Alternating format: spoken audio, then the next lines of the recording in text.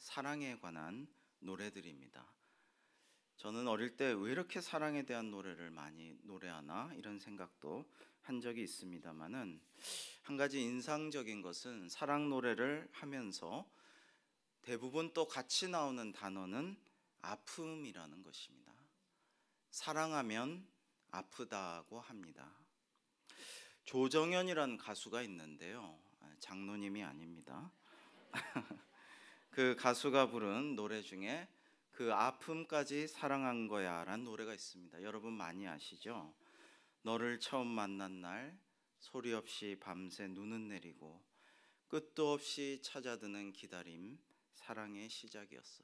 이 노래는 스스로 생각하기에 좀 제가 잘 부릅니다. 그래서 안 부르도록 하겠습니다. 네, 주님 영광 가려서는 안 되겠죠. 근데 이런 가사가 있습니다. 그대 향한 그리움은 나만의 것인데 외로움에 가슴 아파도 그 아픔까지 사랑할 거야.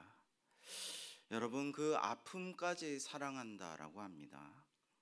가슴 아프지만 참 아름다운 노래다 이런 생각을 합니다. 또 이런 노래도 있습니다. 총 맞은 것처럼. 백지영 씨가 부른 노래인데요, 노래 내용은 사랑하는 연인이 갑자기 헤어지자고 하는 얘기에 총 맞은 것처럼 아프다라는 것입니다. 그래서 총 맞은 것처럼 가슴이 너무 아프고 총 맞은 것처럼 정신이 너무 없다, 이런 노래입니다.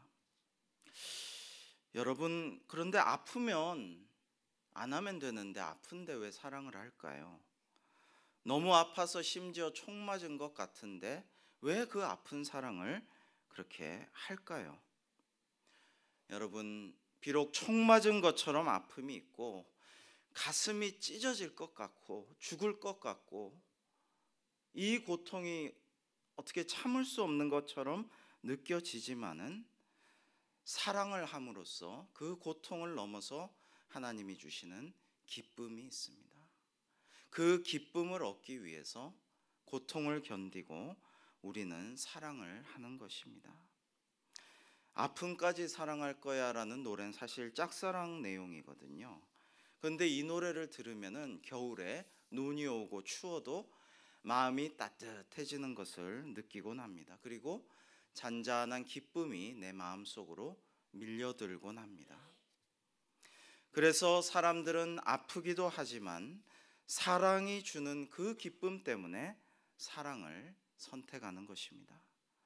사랑에 목말라하고 그 사랑으로 고통을 감수하면서도 기쁨을 누리려 하는 것입니다. 사실 사랑한다는 것은 제가 묵상해 보니까 스스로 고통을 선택하는 겁니다. 사랑 안 하면 고통받을 일이 없는데 굳이 사랑을 해서 고통을 선택하는 거죠. 사랑을 하면 반드시 고통이 옵니다. 그런데도 사랑을 하는 것입니다.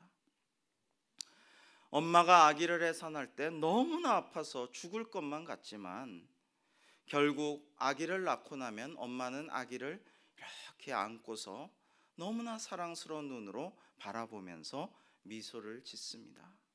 그리고 해산하기 너무 아프기 때문에 다시는 난 아기를 안 낳을 거야, 그런 엄마는 없습니다.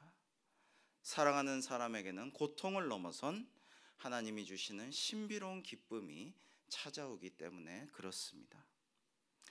세상에서 가장 엄청난 고통, 고독, 슬픔, 소외감, 부끄러움, 이거를 다 당하시고 그것을 스스로 선택하시고 우주적인 놀라운 사랑을 온 세상에 전해주신 분이 계십니다. 바로 하나님이시오 또 우리 주님 예수님이십니다. 하나님께서는 어리석고 죄 많은 우리를 너무나 사랑하셔서 독생자 예수님을 우리에게 보내주셨습니다. 아브라함에게는 100세 얻은 아들을 바치라고 했지만 번제물 대신 염소를 준비하시고 굳이 받지 않으신 하나님께서, 하나님 정작 당신께서는 독생자 예수 그리스도를 우리를 위해서 끝내 십자가에 못 박혀서 거기서 발가벗겨서 매달려서 피와 물을 다 쏟으시고 돌아가시도록 허락하셨습니다. 우리를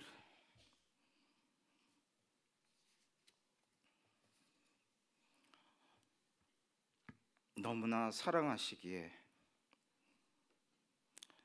그 외아들의 고통과 죽음까지도 아버지 하나님께서 참으셨습니다.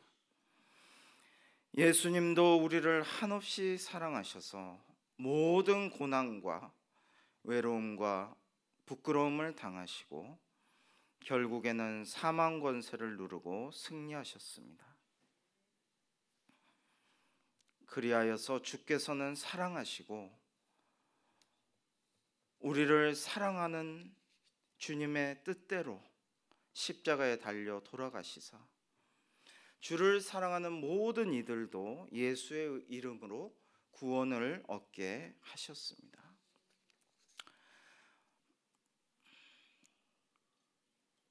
제 친구 목사님은 가끔 아드님에게 아들아, 아빠가 사랑한다고 말한답니다. 그러면 그 아들들은 되게 뻘쭘해하고 어색해하고 좀 힘겨워한다고 합니다. 그리고 그 목사님의 둘째 아드님은 거짓말, 형만 사랑하면서 이러면서 오히려 대든다고 합니다. 그래서 참 사랑한다라고 자주 하고 싶은데 곤란하다고 합니다. 여러분, 저는 아들아 사랑한다 하면은 아들들이 그렇게 힘들어하지 않고 어색해하지도 않고 그 말을 좋아합니다. 그런데 정작 제가 아들아 사랑한다 이 말을 참 자주 안 하는 것 같아요. 너무나 아끼는 것 같아요. 참 부족한 아빠구나 이런 생각을 연말을 거치면서 다시 한번 반성을 하게 됩니다. 사랑하는 성도 여러분, 진정한 사랑을 하기 위해서 반드시 사랑을 표현하시기 바랍니다. 사랑한다고 말해주시고 안아주시고 대화하시고 그렇게 해주시기 바랍니다. 그럴 때 사랑할 때 누리는 특권, 하나님이 주시는 어떤 고통도 능가하는 기쁨을 우리에게 주실 줄로 믿습니다. 오늘 우리에게 주신 하나님의 말씀은 우리에게 세 가지 기쁨의 의미를 말씀해 주십니다. 첫째는 탄생의 기쁨입니다. 탄생의 기쁨은 창조의 기쁨입니다. 하나님께서는 세상을 창조하시고 7번이나 보시기에 좋았더라라고 말씀하셨습니다. 이것은 하나님께서 이 세상을 창조하신 후 반응하신 하나님의 감정입니다. 즉 기쁨이란 하나님이 세상을 창조하시고 경험하신 최초의 감정인 것이죠. 창조하시고 하나님께서 처음 느끼신 그 감정은 분노나 어떤 노여움, 슬픔, 다른 것이 아니라 기쁨이었던 것입니다. 모든 창조의 결과는 기쁨 충만입니다. 특히 오늘 말씀에서 증거하는 예수님의 탄생은 다른 어떤 창조물의 탄생과도 다릅니다. 그것은 아주 특별한 성령에 의한 탄생입니다. 이것은 하나님께서 직접 내리신 창조의 기쁨이요 모든 인생과 우주 만물에 소망을 주는 기쁨이기 때문입니다. 여러분, 예수님의 탄생은 모든 생명들의 기쁨의 원천입니다. 천사들은 그 기쁨을 양치는 목자들에게 알려주었습니다. 예수님께서는 자신을 가리켜 선한 목자라고 하셨습니다. 목자는 곧 예수님으로 상징됩니다. 목자들에게 알려진 이 탄생의 소식은 수많은 사람들에게 기쁨의 소식으로 전해졌습니다. 여러분, 근데 이러한 탄생의 기쁨을 나 혼자 알고 있으면 진짜 기쁨일까요? 아닙니다. 주님의 탄생의 기쁨은 모든 사람들과 함께 나눌 때에 더욱 커집니다. 여러분, 자녀가 태어났을 때 우리는 기쁨을 나누죠. 탄생의 소식을 들은 사람들은 부모에게 축하한다고 메시지를 보냅니다. 왜요? 이 세상에 그 어떤 것과도 비교할 수 없는 기쁨을 축하하고 또 축하해 주어야 되고 그것을 함께 나누고 싶기 때문입니다. 이 시간 잠시 짧은 동영상을 시청하시겠습니다. 리투아니아의 한 프로 농구팀에서 있었던 이야기인데요. 우리가 한번 깊이 마음에 묵상해 보았으면 좋겠습니다.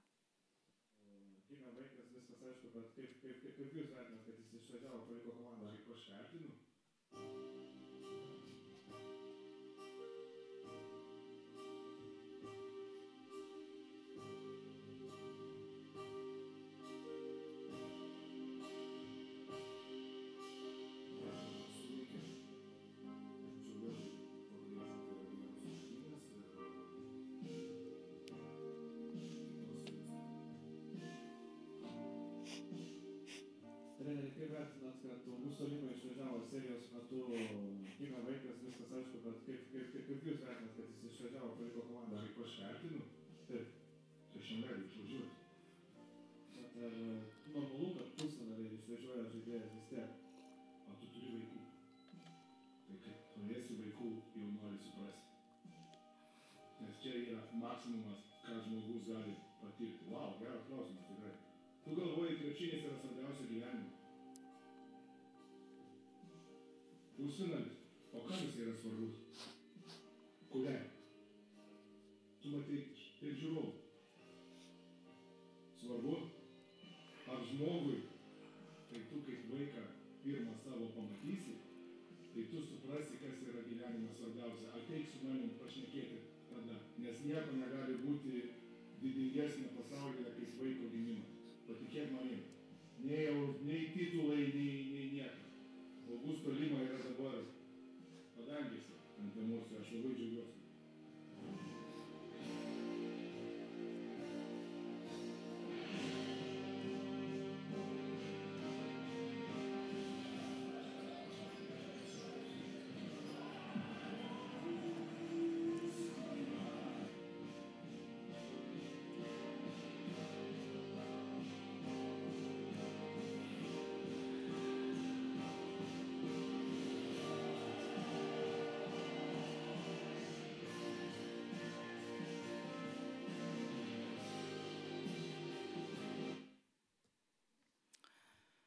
네, 저는 사실 두 아들 다 그 탄생을 지켜보지 못했습니다.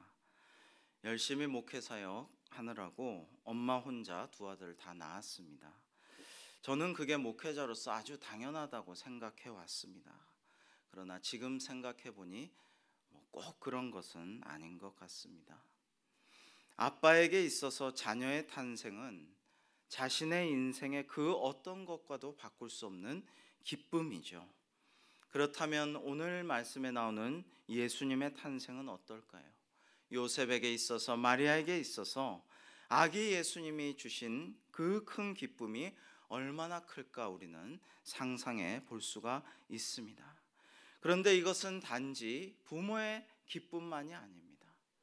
이것은 우리 모두를 위한 기쁨입니다. 이것이 정말 중요한 것입니다. 두 번째로 예수님의 탄생의 그 기쁨의 의미는 바로 구원의 기쁨입니다. 오늘 말씀 10절과 11절을 제가 봉독하겠습니다. 천사가 이르되 무서워하지 말라. 보라, 내가 온 백성에게 미칠 큰 기쁨의 좋은 소식을 너희에게 전하노라. 오늘 다윗의 동네에 너희를 위하여 구주가 나셨으니 곧 그리스도 주시니라. 여러분, 이 두 절의 말씀에서 구원의 기쁨을 두 가지로 말씀하고 있습니다. 첫째, 그것은 회심의 기쁨입니다. 예수님께서 이 세상에 태어나실 때에 특별하게 온 백성에게 미칠 큰 기쁨의 좋은 소식을 말씀하고 있습니다. 너희를 위하여 구주가 나셨으니 구주를 그리스도 주시니라 라고 말씀하고 계십니다. 즉, 이 세상에 주님께서 온 것은 모든 백성에게 구원의 기쁜 소식을 주시려고 오셨다라는 것입니다. 그러므로 우리가 예수님을 인격적으로 만나고 우리가 누리는 회심의 기쁨으로 인해서 우리는 세상의 방황을 끝내고 새 인생을 찾는 놀라운 기쁨을 얻을 수 있을 줄로 믿습니다. 여러분, 주님을 만나서 정말 여러분의 인생이 변화되셨습니까? 그렇다면 그 인생을 계속 걸어가십시오. 오직 주님만을 나의 주님으로 모시고 끝까지 주님께서 맡겨주신 순례의 여정을 마치십시오. 때로는 힘들고 어려울 수도 있습니다. 슬프고 좋은 일이 없을 수도 있습니다. 그러나 여러분, 그 회심의 기쁨을 누리면서 주님과 동행하여 승리하는 여러분의 삶이 되시기를 주의 이름으로 축원합니다. 두 번째로, 구원의 기쁨은 또한 영생의 기쁨입니다. 우리는 주님을 통해 천국 들어갈 기쁨을 누리고 살고 있습니까? 이 질문에 우리가 분명히 아멘하고 응답할 수 있어야 할 줄로 믿습니다. 여러분, 우리가 분명히 영생 구원으로 들어간다는 그러한 확실한 믿음을 가지고 이 어려운 시대를 이겨나가야 할 것입니다. 이스라엘 백성들이 홍해를 건널 때 뒤를 애굽 군대가 바싹 쫓게 됩니다. 앞에는 바다가 놓여 있고 뒤에는 애굽의 유명한 병사와 병거와 군마들이 쫓아오고 있습니다. 이런 진퇴양난의 상황 속에서 하나님께서 홍해를 가르시고 백성은 건너게 하시고 뒤따르는 모든 애굽의 병마들을 수몰시키셨습니다. 이때 백성들이 한 것은 아무것도 없습니다. 주님이 하나님께서 다 하셨습니다. 백성들은 어떻게 했습니까? 오직 감사하고 찬양했습니다. 우리의 앞길을 주님께 맡기고 주님께서 다 이끌어 주시기를 간절히 기대하고 기도하면서 하나님이 다 해주시기를 간절히 구하면서 하나님이 그 일을 이루시거든 감사하고 오직 찬양으로 영광 돌리는 저와 여러분이 될 수 있기를 주의 이름으로 축원합니다. 여러분, 기쁨의 마지막 세 번째 의미는 그러므로 찬양의 기쁨, 하나님께 영광을 돌려드리는 기쁨입니다. 우리 13절과 14절을 함께 한번 읽어보시겠습니다. 시작. 호련히 수많은 천군이 그 천사들과 함께 하나님을 찬송하여 이르되 지극히 높은 곳에서는 하나님께 영광이요 땅에서는 하나님이 기뻐하신 사람들 중에 평화로다 하니라. 아멘. 여러분, 천사들이 목자들 앞에 나타나서 하나님을 찬양하고 영광을 돌렸습니다. 수많은 천사들이 나타났다고 했습니다.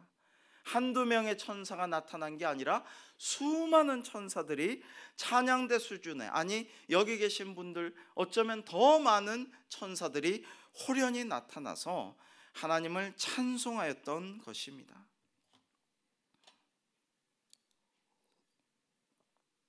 그리고 이 찬양은 결코 천사들의 찬양으로 끝나지 않았습니다. 목자들은 예수님을 찾아갔습니다. 예수님의 탄생의 기쁨, 구원의 기쁨에 감동하면서 찬양으로 영광 돌리고 기쁨 충만한 그러한 은혜를 누렸습니다. 그들은 동방박사들이 드린 황금, 유향, 모략은 없었지만 예수님의 탄생을 축복하며 찬양으로 영광을 돌렸던 것입니다. 누가복음 2장 20절 말씀을 한번 제가 봉독하겠습니다. 목자들은 자기들에게 이르던 바와 같이 듣고 본 그 모든 것으로 인하여 하나님께 영광을 돌리고 찬송하며 돌아가니라. 아멘. 여러분, 이 찬양은 천사에서 목자에게로, 목자로부터 시작해서 오늘날까지 우리에게 이어지고 있는 것입니다. 여러분, 여기 계신 모든 성도님들께서 교회를 다니셨다면 어리셨을 때 성탄절 하루 전날에 성도들의 집집마다 돌며 새벽송을 부르던 그 아름다운 추억을 갖고 계실 것입니다. 오늘날 우리가 잊어버렸던 성탄에 가장 기쁘고 행복하고 벅찬 추억이 바로 이 새벽송이 아닌가 생각됩니다.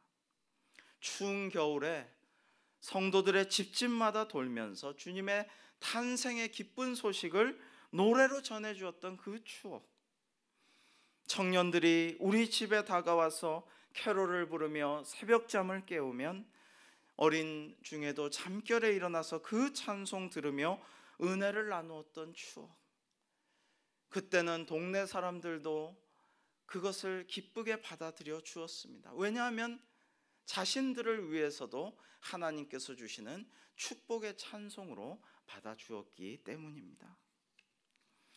이번에 우리 교회는 참 오랜만에 새벽송을 드렸습니다.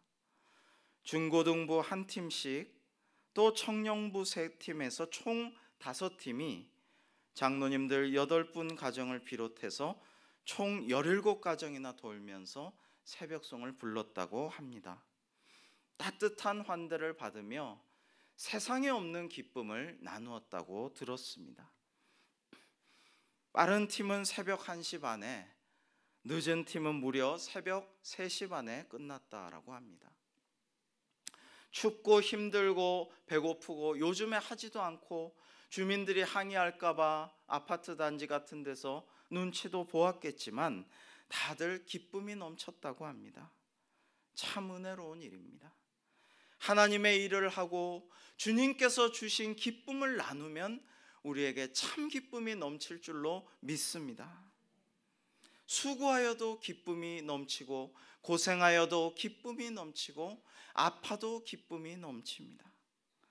그러므로 사도 바울은 항상 기뻐하라고 우리에게 말씀하셨습니다. 본인은 로마의 그 깊은 감옥에서 옥고를 치르면서도 빌립보서에서 하도 많이 기쁨을 노래하며 기뻐하라 기뻐하라 내가 다시 말하노니 기뻐하라 권면하였기에 이 옥중서신의 별명은 기쁨의 서신이 되었습니다. 새벽송 때 제 차도 빌려드렸었는데 다음날 성탄절에 발인 예배를 인도하러 갔습니다. 아침에 이렇게 가는데 지난밤에 여러분들이 다니다가 막 그래서 그런지 어딘가 차문에 문제가 생겼나 봐요. 그래서 차가 실내등이 탁 켜지고 경고음이 땡땡땡땡땡 울리는 겁니다. 근데 그거를 어떻게 문을 다시 여닫고 해도 어쩔 수가 없어요. 발인을 마치고 돌아오는 길에도 아무리 차를 세우고 다시 열었다 닫아도 계속 실내등은 꺼지지 않고 경고음은 땡땡땡땡 계속 그칠 줄을 몰랐습니다. 그래서 우리는 이렇게 얘기했습니다. 성탄의 빛이 밝혀져 꺼질 줄을 모르고 오늘 특별한 단일종이 울리는도다. 그러면서 차에 가득 찬 애경사 부원들이 함께 웃으며 서로 주님의 탄생을 기뻐하고 차 안에서 성탄을 축하하고 함께 찬양을 부르면서 왔습니다. 교회 가까이 와서 카센터를 보고 뒷문에 뭐가 낀 것을 제거하고 잘 해결되었습니다마는 하나님께서 이번 성탄절에 평생 잊지 못할 기쁨의 추억을 주신 것 같아서 참 감사하였습니다. 우리가 주님을 찬양할 때 기쁨이 넘칩니다. 우리가 주님의 구원의 기쁨, 영생의 기쁨, 우리에게 오신 주님의 탄생과 창조와 나아가서 하나님을 찬양하고 영광 돌리는 그 기쁨을 주셨는데 우리가 그 기쁨을 반드시 누려야 할 줄로 믿습니다. 사랑하는 성도 여러분, 이 성탄절을 얼마 지나지 않은 성탄 주간에 아기 예수께서 우리에게 오시고 또 주님께서 다시 반드시 우리에게 재림하셔서 우리에게 놀라운 은혜를 부어주시고 우리에게 상 주시리라는 그 믿음을 가지고 하나님을 찬양하고 구원의 기쁨을 널리 나누고 하나님께 영광 돌리는 우리 모두가 될 수 있기를 주님의 이름으로 축원합니다. 기도하겠습니다.